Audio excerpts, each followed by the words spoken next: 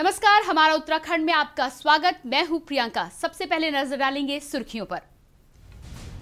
देश के सामने आर्थिक सर्वे रिपोर्ट 2021 में 7.7% गिर सकती है। जीडीपी 2022 में 11% बढ़त का अनुमान है। 1 फरवरी को बजट।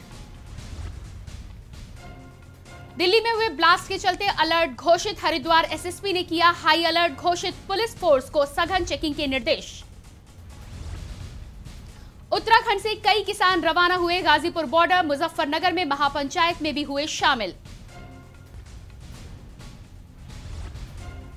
मुख्यमंत्री त्रिवेंद्र सिंह रावत का बयान। जनता सरकार के कामों से खुश है। कार्यकर्ताओं में उत्साह और संगठन में दिखी मजबूती। उत्तराखंड सरकार को केंद्रीय बजट से ग्रीन बोनस की दरकार। पर्यावरणीय सेवाओं के बदले 7,000 करोड़ का सालाना बोनस चाहता है उत्तराखंड। सरकार ने जारी की कोविड की नई एसओपी। बाहरी राज्यों से उत्तराखंड आने वालों के लिए पंजीकरण की व्यवस्था खत्म। खबरों का सारथी। और अब बात करते हैं डोईवाला से। बड़ी खबर हमारे पास आ रही है। यहां पर डोईवाला में किसानों को कांग्रेस का पूरा समर्थन मिल रहा है। डोईवाला में टिकैत के समर्थन में किसानों ने की बैठक। कांग्रेस ने भी दिया किसान नेता राकेश टिकैत को समर्थन। केंद्र सरकार किसान हित में बिल वापस ले। बड़ी खबर आप देख सकते हैं डोईवाला से, जहां पर किसानों का पूरा समर्थन, किसानों को कांग्रेस का पूरा समर्थन मिला है। और टिकैत के समर्थन में किसानों ने बैठक की है। कांग्रेस ने भी दिया किसानों का साथ। कहा केंद्र सरकार किसानों के हित में बिल वापस ले।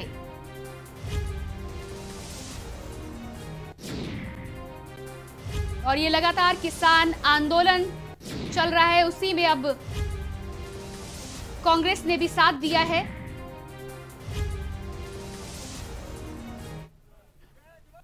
ये हमारा जो आंदोलन है ये शांतिपूर्ण चलेगा और हम सरकार से ये चाहते हैं जो अपने असामाजिक तत्व बांटकर और ये तोड़ने का कार्य किया गया है, मैं उन विधायक और उनके साथ जो गए हुए गुंडे उन पर चाहता हूं कि कानून कार्रवाई करे। अगर नहीं करेगी कानून कार्रवाई तो ये किसान कार्रवाई करेंगे उन लोगों पर। बढ़ते हैं अगली खबर की ओर। राष्ट्रपिता महात्मा गांधी की 73वीं पुण्यतिथि डोईवाला में किसानों के साथ कांग्रेस ने किया उन्हें याद। किसान आंदोलन को मुहिम तक पहुंचाने का संकल्प। अहिंसा के मार्ग पर चलने का किसानों ने लिया संकल्प। और किसान आंदोलन को मुहिम तक पहुंचाने का यहां पर संकल्प लिया। अहिंसा के मार्ग पर चलने का किसानों ने संकल्प लिया। और ये ब्रेकिंग न्यूज आप देख रहे हैं। राष्ट्रपिता महात्मा गांधी की 73वीं पुण्यतिथि पर किसानों के साथ कांग्रेस ने महात्मा गांधी को याद किया, उनके आदर्शों को याद किया। किसान आंदोलन को मुहिम तक पहुंचाने का संकल्प भी लिया। अहिंसा के मार्ग पर चलने का किसानों ने संकल्प लिया। ये बड़ी खबर आप देख सकते हैं। बापू की पुण्यतिथि पर किसानों ने उनसे लिया सबक।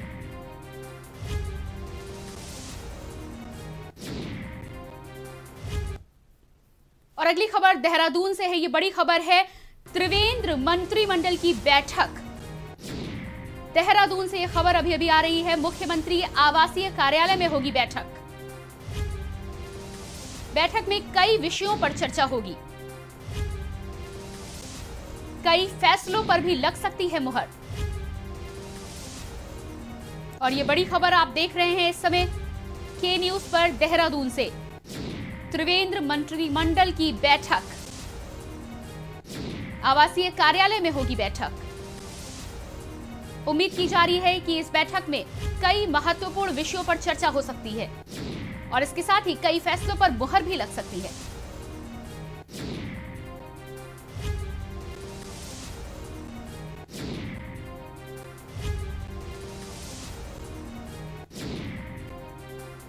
देख सकते हैं यहां पर मंत्रिमंडल के तमाम नेता बैठक में शामिल होने के लिए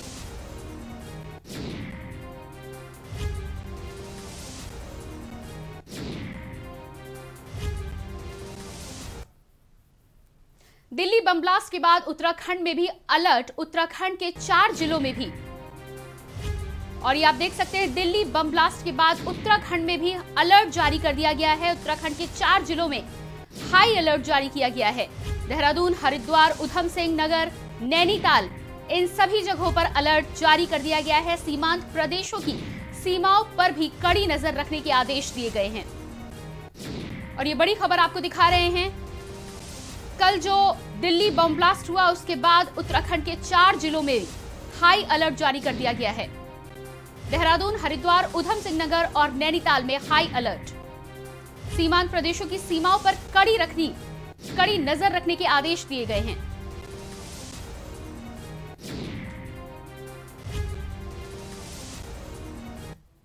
और अगली खबर लक्सर से है।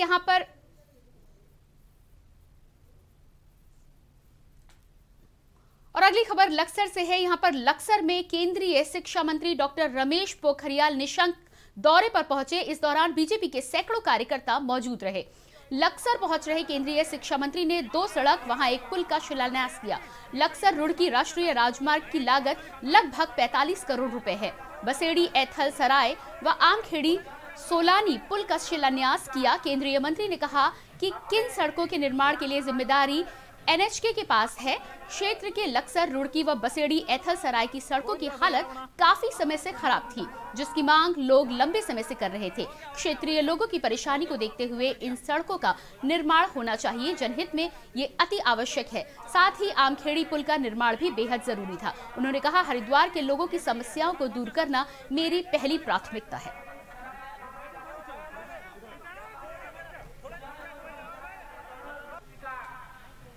मांग थी और बहुत ही ख़राब हो गया था जो रुड़की, लक्सर और बालावाली वाला था। आज 66 करोड़ की लागत से भी अधिक से ये मार्ग जो स्वीकृत हुआ है उसका आज शुभारंभ हम कर रहे हैं। ये मार्ग कई विधानसभाओं से होकर के गुजरता है। सभी विधायकगण भी यहाँ पर है और इसमें बहुत लंबे समय से मांग थी। दूसरा आमखेड़ी का जो पुल है, उस पुल का हमने पीछे के समय में उसको शिलान्यास किया था, लेकिन वो शुरू नहीं हो पाया था क्योंकि उसकी वित्तीय स्वीकृति तो थी प्रशासनिक, कुछ आंगन में कोई जो कमी रही होगी, आज से वो भी शुरू हो रहा है। और इसी बीच लक्सर से एक बड़ी खबर आ रही है, जहां पर अवैध खनन के खिलाफ बड़ी कार्रवाई। कोहरे के बीच जोरों से चल रहा था खनन का खेल। छापेमारी के दौरान 2 डंपर को किया गया सीज। तहसीलदार की कार्रवाई से मचा हड़कंप। और यह बड़ी खबर आप देख सकते हैं लक्सर से, जहां पर अवैध खनन के खिलाफ बड़ी कार्रवाई करते हुए अवैध खनन पर रोक लगाने का प्रयास किया गया है। कोहरे के बीच जोरों से यह खनन चल रहा था और छापेमारी के दौरान 2 डंपर को सीज कर दिया गया है। तहसीलदार की कार्रवाई से मचा हड़कंप।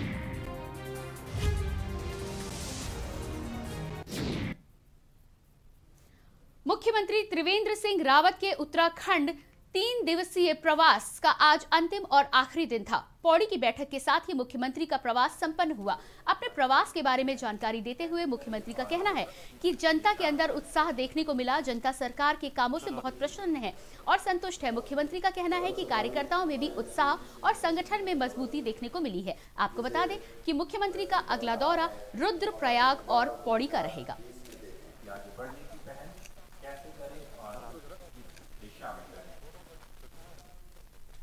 उसके लिए बहुत जल्दी उसकी योजना बनाएंगे और 2 जनपद रुद्रप्रयाग और चमोली 2 जनपद है। उन दोनों जनपदों का मेरा नेक्स्ट विजिट जो होगा वो इन 2 जनपदों का। रिस्पांस कैसे मिला सर? अभी बहुत अच्छा है, बहुत उत्साह है लोगों में और सरकार से लोग खुश हैं। मैं जहां भी गया हजारों की संख्या में लोग मिले। आज सुबह पौड़ी में 9 बजे बैठक थी और पौड़ी जैसी जगह पर जहां इतना ठंडा है। रुख करते हैं अगली खबर का, जहां देश भर में किसान काले कानूनों की वजह से सड़क पर उतरकर लगातार प्रदर्शन कर रहे हैं। वहीं कांग्रेस केंद्र सरकार पर कटाक्ष करने से कहीं भी पीछे नहीं हट रही है। चाहे वो किसान आंदोलन हो या फिर बालाकोट एयर स्ट्राइक पर विपक्ष के नेता लगातार ही सरकार पर धावा बोल रहे हैं। विपक्ष सरकार से सवाल पूछ रही है कि अगर केंद्र को पहले से जानकारी थी तो कुछ असामाजिक तत्व किसान रैली में शामिल हो सकते हैं, तो उन्हें पहले से रोकने के लिए सरकार द्वारा कोई उचित व्यवस्था क्यों नहीं की गई। विपक्ष नेताओं ने सरकार पर आरोप लगाया कि किसान विरोधी सभी असामाजिक तत्व बीजेपी से ताल्लुक रखते हैं और केंद्र सरकार किसान हितैषी न होकर किसान विरोधी है।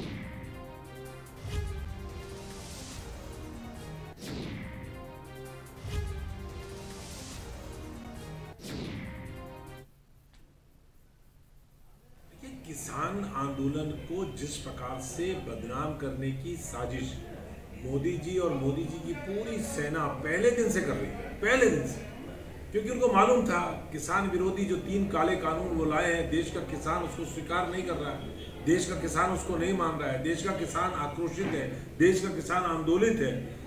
पहले दिन से ये साजिश थी।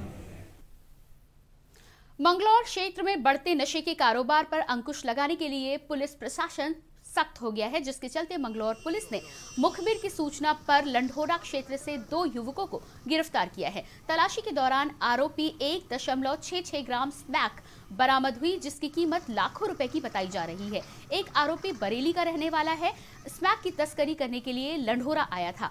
मुखबिर की सूचना पर पुलिस और एसटीएफ ने घेराबंदी कर आरोपी तस्करों को गिरफ्तार कर लिया है। पुलिस ने आरोपी के खिलाफ एनडीपीएस की धाराओं में मुकदमा दर्ज कर लिया है। वहीं सीओ मंगलौर अभय प्रताप सिंह ने बताया कि मंगलौर क्षेत्र में नशे का कारोबार फल फूल रहा है, जिस पर अंकुश लगाने के लिए पुलिस सतर्कता के साथ इसमें जुटी हुई है।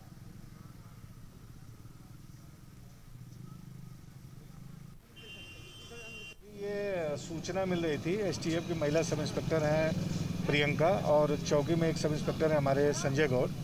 इनके पास एक सूचना थी कि एक व्यक्ति जो कि बरेली का रहने वाला है और यहाँ पे ले आकर के कुछ लोगों को स्मैक की सप्लाई कर रहा है। इसी सूचना पे आज एक व्यक्ति कादर नाम का जिसकी जानकारी मिलने पर टीम ने इस सूचना को वेरीफाई किया। वेरीफाई करने के बाद एम्बुश लगाने के बाद ये और इसके साथ एक अनवर इसका साथी 2 व्यक्ति हमारी टीम ने पकड़ने के बाद जब इनसे पूछा गया तो इनके द्वारा बताया गया कि इनके पास स्मैक है।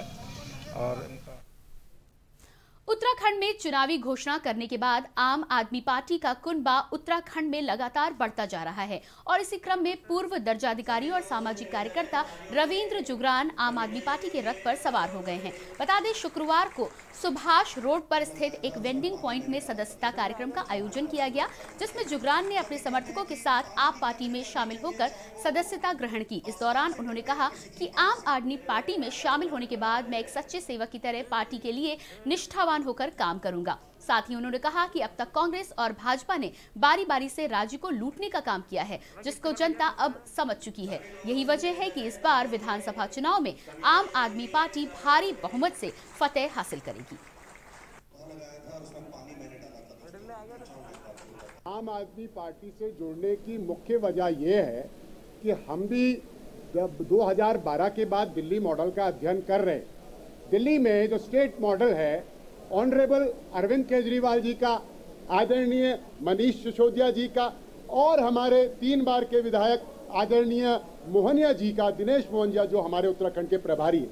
मॉडल बहुत अच्छा है, एजुकेशन को प्राथमिकता है, प्रायोरिटी पर है, हेल्थ को प्रायोरिटी है, फोकस है, सारा स्ट्रेस है कि हर गरीब से गरीब आदमी को और दिल्ली के आम नागरिक को शिक्षा और स्वास्थ्य वो मिले जो कि इंटरनेशनल क्वालिटी की हो। भगवानपुर विधानसभा की नई प्रभारी पूनम भगत ने कांग्रेस विधायक ममता राकेश के कार्यालय पर कांग्रेस पदाधिकारियों की बैठक ली। बैठक में क्षेत्र के सभी जिम्मेदार लोगों ने भाग लिया और आगामी 2022 के चुनाव के लिए कमर कसी। इस बीच कांग्रेस के पदाधिकारियों में संगठन को लेकर काफी नाराजगी देखने को मिली है। कांग्रेस पदाधिकारियों ने जिला अध्यक्ष को लेकर सवाल उठाते हुए कहा कि अभी तक जिला अध्यक्ष की नियुक्ति न होना अपने आप में एक बहुत बड़ा सवाल है। उन्होंने कहा कि कैसे चुनाव लड़ा जाएगा जब जिले पर कोई जिम्मेदार ही नहीं है। कार्यकर्ताओं ने राज्य के मुख्यमंत्री के चेहरे वाली बात पर कहा, उत्तराखंड में हरीश रावत से अच्छा कोई चेहरा पार्टी के पास नहीं है, इसलिए पार्टी को उनके चेहरे पर ही मुहर लगानी चाहिए। कार्यकर्ताओं ने बैठक में अपनी बात रखते हुए कहा कि उत्तराखंड में पार्टी यदि कांग्रेस को दोबारा देखना चाहती है तो हरीश रावत को ही मुख्यमंत्री का दावेदार बनाया जाए। इसके अलावा राज्य में कांग्रेस की सरकार नहीं बन सकती। इस मौके पर जब विधानसभा प्रभारी पूनम भगत ने पार्टी में फुट के बारे में पूछा तो उन्होंने बात टालते हुए कहा कि कोई फुट नजर नहीं आ रही है और प्रदेश की जनता हरीश रावत को काफी पसंद करती है, इसलिए थोड़ा बहुत खींचातानी हो रही है, जिसको जल्द ही दूर कर लिया जाएगा। आगामी चुनाव में पार्टी एक मत होकर चुनाव लड़ेगी और जीतेगी भी। 2022 हमारे सामने है, उसका लक्ष्य निर्धारित हुआ है और सभी हमारे उत्तराखंड कांग्रेस कमेटी के प्रदेश अध्यक्ष सिंह जी, हमारे प्रभारी टीम का गठन हुआ है, सभी विभिन्न क्षेत्रों में प्रभारी हुए हैं। काशीपुर के महाराणा प्रताप चौक पर आरओबी निर्माण के चलते कार्यदायी संस्था की घोर लापरवाही और जनप्रतिनिधियों व प्रशासन की अनदेखी के कारण विकराल रूप ले चुकी सर्विस रोड सेपरेशन दुकानदारों एवं उनसे जनता बेहद दुखी नजर आ रही है। अपेक्षा के मद्देनजर आप नेता दीपक बाली एक बार फिर मुख्य चौराहे पर आ पहुंचे और सर्विस रोड की भयंकर स्थिति को देखकर राधेश्याम बिल्डिंग के सामने खुले पड़े गहरे नाले में कूद गए। उन्होंने मौके पर ही घोषणा कर दी कि आरओबी निर्माण कार्यदायी संस्था एनएच या फिर नगर निगम ने यदि 1 सप्ताह के भीतर सर्विस रोड का निर्माण नहीं शुरू किया तो वो 5 फरवरी से आम आदमी पार्टी के कार्यकर्ताओं और जनता को साथ लेकर कार सेवा के तहत खुद निर्माण कार्य शुरू करा देंगे। उस निर्माण पर जो भी खर्च आएगा उसे आप कार्यकर्ता खुद ही वहन करेंगे। हो जाए पूरा है जी, और ये जनता परेशान हो रही है, एक मैं थोड़ी हूँ, शहर की जनता परेशान है, बाहर से आदमी नहीं आता, कारोबार हमारा पट्टा है। क्या व्यवसाय करते हैं, कहाँ यहाँ ये जगह भी है, पोखर रखा हुआ हूँ, 50 साल से मैं बैठा हूँ यहाँ पे। और फिलहाल रुकेंगे एक छोटे से ब्रेक के लिए, ब्रेक के बाद फौरन होते हैं हाजिर।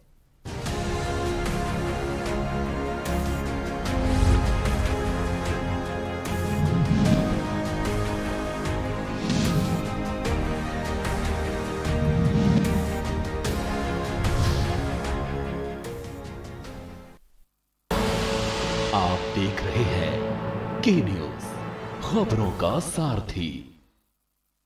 खुदी को आजमाया है तो ये अंदाज आया है, खुदी को आजमाया है तो ये अंदाज आया है।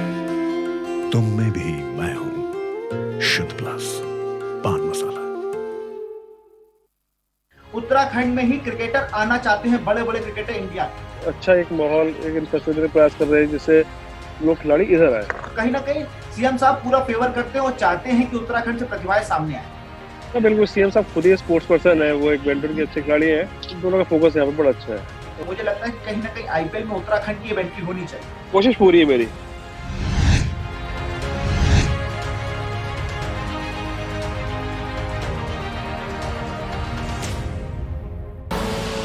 आप देख रहे हैं के न्यूज, खबरों का सारथी।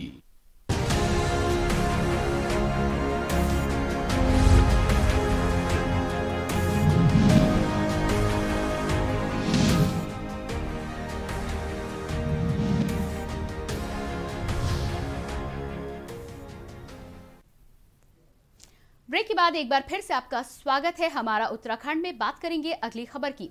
भारत पाक युद्ध 1971 के 50 वर्ष पूर्ण होने पर स्वर्णिम विजय वर्ष के रूप में मनाया गया। शहीद गार्ड्समैन सुंदर सिंह की पत्नी अमरा देवी ने सर्वप्रथम स्वर्णिम विजय मशाल को पुष्पांजलि अर्पित की। उसके बाद बतौर मुख्य अतिथि जिला अधिकारी मयूर दीक्षित, कर्नल राजेंद्र प्रसाद, रावल हरीश सेमवाल, कमांडर हेमंत कुमार, सूबेदार रोशन कुमार ने पुष्पांजलि अर्पित की। मुख्य अतिथि जिलाधिकारी दीक्षित ने अपने संबोधन में उन वीर सपूतों को श्रद्धा सुमन अर्पित किए जिन्होंने देश की आन बान शान के लिए अपना सर्वस्व न्यौछावर कर दिया, और उन वीर बलिदानियों को जन्म देने वाली माताओं को भी नमन किया गया।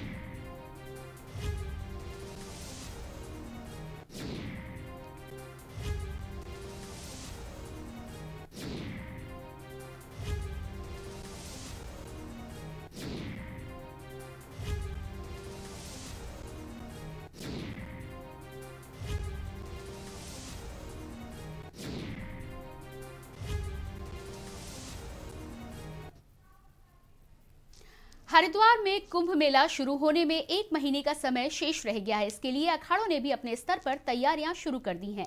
बैरागी संप्रदाय के तीनों अखाड़ों ने बैरागी कैंप में बैठक कर कुंभ मेला प्रशासन पर बैरागी संतों की उपेक्षा करने का आरोप लगाया है। श्री पंच निर्मोही अखाड़ा, श्री पंच निर्माणी अखाड़ा और दिगंबर अखाड़े के साथ साधु संतों ने कहा कि हर बार कुंभ मेला प्रशासन द्वारा बैरागी संतों की उपेक्षा की जाती रही है। इस बार भी मेले के निर्माण कार्य भर में किए जा रहे हैं, लेकिन जहां बैरागी संत अपना डेरा जमाते हैं वहां कोई काम नजर नहीं आ रहा। अब भी यहां अतिक्रमण फैला हुआ है और प्रशासन इसे हटाने की बात कर रहा है। बैरागी अखाड़ों के संतों ने कुंभ मेले को लेकर अपने कार्यक्रम की भी घोषणा की।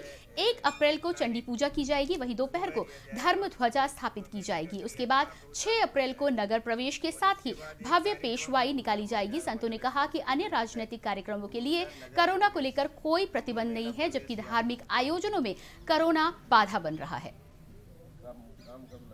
यहाँ तीनों अखाड़े के महंत बैठे हैं, सब आप लोग वाकिफ है और लोगों का वृंदावन कुंभ मेला लगता है और वहाँ से यहाँ आते हैं, चंडी पूजन करते हैं।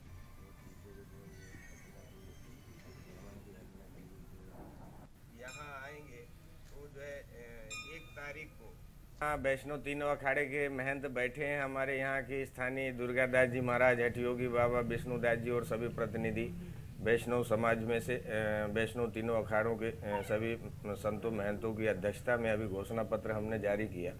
साथों साथ अभी आप जो बोल रहे हैं तो हकीकत ये है कि राज्य का जो राजा होगा तो राज धर्म का पालन करे, वो चाहे कुंभ मेला संबंधित व्यवस्थाओं का हो या आने वाले कुंभ मेला के संबंध में हो। बैरागी अब उपेक्षा अगर सरकार कर रही है तो ये अच्छा नहीं कर रही है। ये सरकार को पहले मेला के शोभा साधु महात्मा और संत है, बैरागी के ही मेला बेन बैरागी के लगता है, जो और भी लगते हैं लोग, लेकिन जब यहाँ बैरागी जुट जाते हैं लाखों के हिसाब में और जो पूजा पाठ हवन कर लेते तो पूरा भारत के नहीं विश्व के कोरोना भाग जाए। उत्तराखंड में होने वाले विधानसभा चुनाव के लिए आम आदमी पार्टी ने तैयारी तेज कर दी है। चुनाव को फतेह करने के लिए आप पार्टी की ओर से प्रदेश भर में सदस्यता अभियान चलाया जाएगा।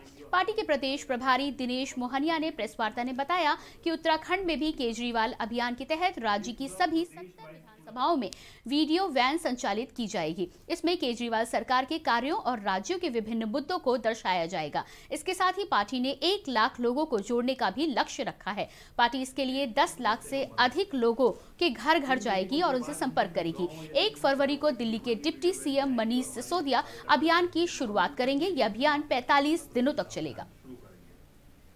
ये पूरा प्रदेश को हम कैंपेन शुरू करने जा रहे हैं। इसका नाम है उत्तराखंड में भी केजरीवाल। इसका उद्देश्य जो है वो सदस्यता अभियान है। बेसिकली इसमें हम वीडियो वैन्स के साथ उत्तराखंड के गाँव में, शहरों में जाएंगे और वहाँ पर छोटी छोटी जनसभाएं करेंगे। हमारा टारगेट है कि लगभग 6500 जनसभाएं हम अगले 45 दिनों में करने वाले हैं। उत्तरकाशी के पहाड़ों में बाघ को देखा जाना आम बात है। अभी हाल ही में उत्तरकाशी से पिपली फोर्ड मोटर मार्ग पर चकौन के पास शाम ढलते ही बाघ जंगलों से सड़क में माता नागड़ी मंदिर के पास डेरा जमा देते हैं। दरअसल माता मंदिर के पास चकौन से पहले ये बाघ कई लोगों द्वारा देखा गया है। ये बाघ मंदिर की तरफ रात भर इसी अंदाज में बैठा रहता है। चौरांगी से इस मार्ग पर जब लोकेंद्र बिष्ट को यह बाघ दिखा तो वह इसे सामान्य घटना मान रहे थे। यहाँ पूरे क्षेत्र में माता नागड़ी में बड़ी आस्था है। अंधेरे के शाम 7 बजे बाघ यहाँ पर कुछ लोगों को दिख चुका है। लोगों की माने तो माता में आस्था रखने वालों को ये बाघ इस जगह कई बार दिखाई देता है। ये भी कहा जाता है कि जिसको ये बाघ दिख जाए वे भाग्यशाली होते हैं। बाघ के खुलेआम सड़कों पर विचरण करते देखा जाना अब आम बात हो चुकी है, जिसके चलते लोगों में भय का वातावरण रहता है। आसपास के गांव वाले दहशत में जीने को मजबूर है। अंधेरा होते ही आपको पहाड़ी सड़कों के किनारे बाघ प्रायः ही दिख जाते हैं। ऐसे में दुपहिया वाहन वालों की जान हमेशा जोखिम में रहती है।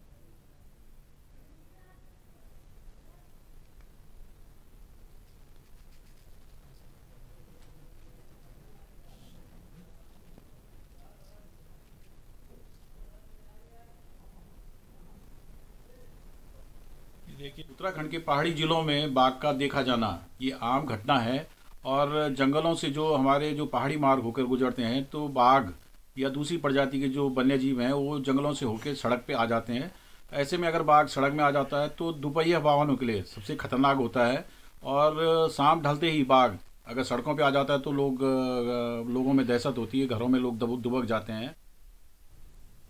सिखों के गुरु गोविंद सिंह का 550वां अवतार दिवस देश भर में श्रद्धापूर्वक मनाया जा रहा है।